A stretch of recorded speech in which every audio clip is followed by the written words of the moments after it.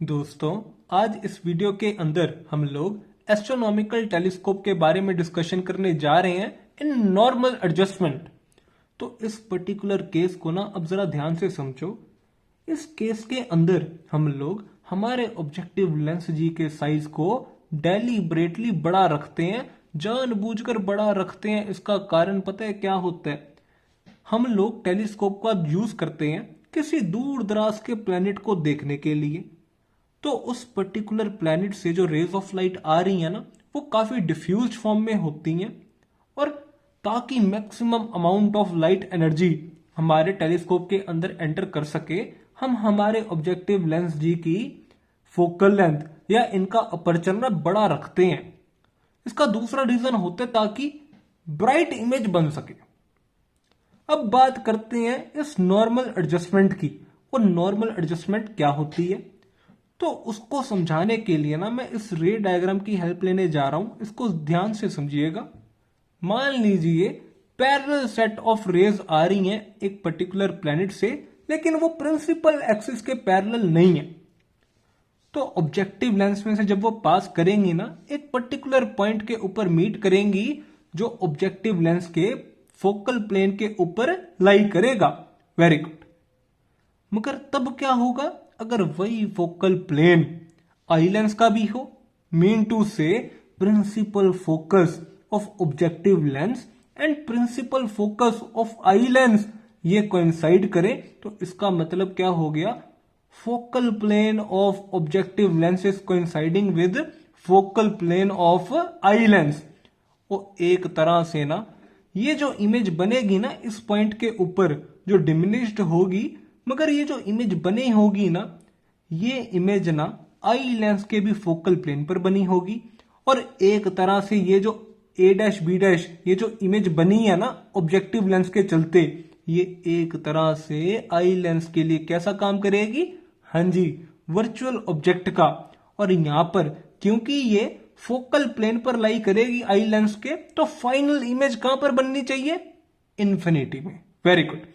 Mean to से जो final image बनेगी वो कहां पर बनेगी? इन्फिनिटी पर। तो इस अरेंजमेंट को हम बोलते हैं नॉर्मल एडजस्टमेंट, जिस केस के अंदर जो फाइनल इमेज बने that must form at infinity. इसको याद रखना दोस्तों, ये एग्जाम में आ सकता है। अब दोस्तों बात करते हैं एंगुलर मैग्निफिकेशन की।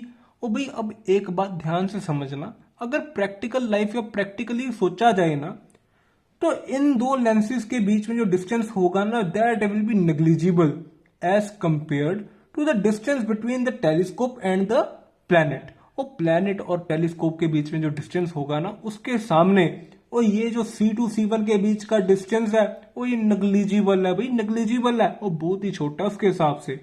मैं इतनी बात क्यों कह रहा हूं, इसका कारण समझो। जो एंगल हमारे आई लेंस के ऊपर ऑब्जेक्ट सबटेंड करेगा ना, अल्फा, जिसको मैं अल्फा नाम दे रहा हूं, चाहे मैं C2 से देखूं चाहे मैं C1 से देखूं, वो ये ऑलमोस्ट सेम ही लगेगा, क्योंकि ये डिस्टेंस बहुत छोटा है as compare to the distance between planet and objective lens या आई लेंस। तो मैं क्या मान रहा हूं, ये जो रेज ऑफ लाइट है ना, ये किसी एंगल अल्फा पर आ रही हैं, और ये जो इमेज बनी है ए डैश बी डैश, ये कुछ इस तरह है। तो ये एंगल जो वर्टिकली ऑपोजिट एंगल आगे, इसको हम नाम दे देते हैं अल्फा। ये ए डैश बी डैश क्या है? एक तरह से image of objective lens, image formed by objective lens. उसी तरह अगर मैं इस आई लेंस के अंदर देखूं, तो जो फाइनल इमेज बनी है जो कि इन्फिनिटी पर बनी है, तो उसके लिए ये प्रिंसिपल एक्सिस और ये इमेज वाली जे के साथ ये जो एंगल आ रहा है, इसको मैं नाम दे रहा हूं beta.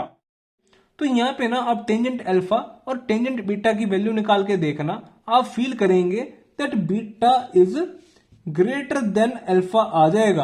Beta greater than alpha आ जाएगा, और इसका मतलब हो गया हमारी एंगुलर मैग्निफिकेशन पॉसिबल है। इस केस में भी बीटा ग्रेटर देन अल्फा आ गया, इसका मतलब क्या हुआ? वो एंगुलर मैग्निफिकेशन पॉसिबल हो गई। तो अब हम लोग इसके पीछे की मैथमेटिक्स को देखने लगे हैं, तो जरा ध्यान दीजिए।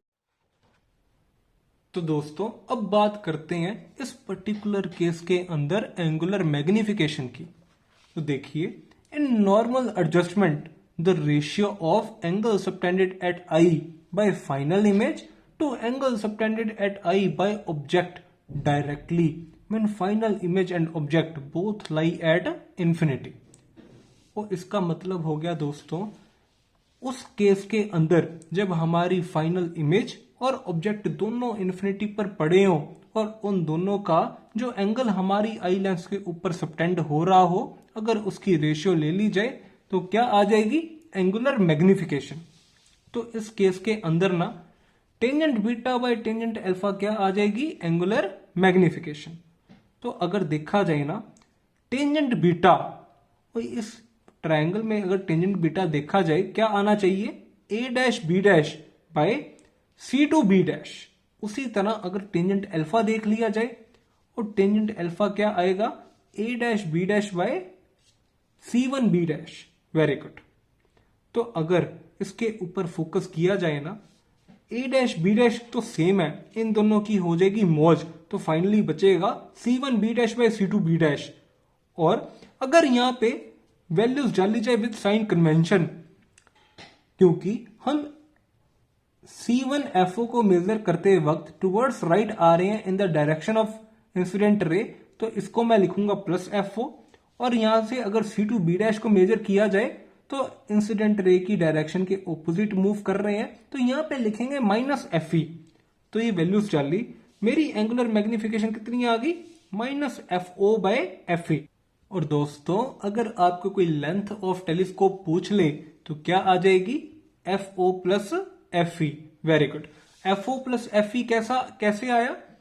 तो ध्यान से देखिए, जो हमारे ऑब्जेक्टिव लेंस के चलते इमेज बनी है ना, वो फोकल प्लेन के अंदर बनी है, यानी कि फोकल लेंथ FO के बराबर प्लस जो ऑब्जेक्टिव डिस्टेंस आ गया हमारे आई लेंस का, वो कितना आ गया? FE।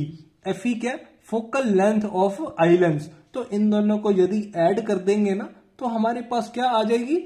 टोटल डिस्टेंस या टोटल साइज ऑफ या total length of telescope in normal adjustment. Very good. मैं उम्मीद करता हूं दोस्तों आप सभी को ये पार्ट समझ आ गया होगा। अगर इसमें आपको कोई भी डाउट हो तो प्लीज नीचे दिए कमेंट सेक्शन में जरूर पूछिए, और अगर आपको ये वीडियो अच्छी लगी हो तो प्लीज इसे शेयर कीजिए। Thank you.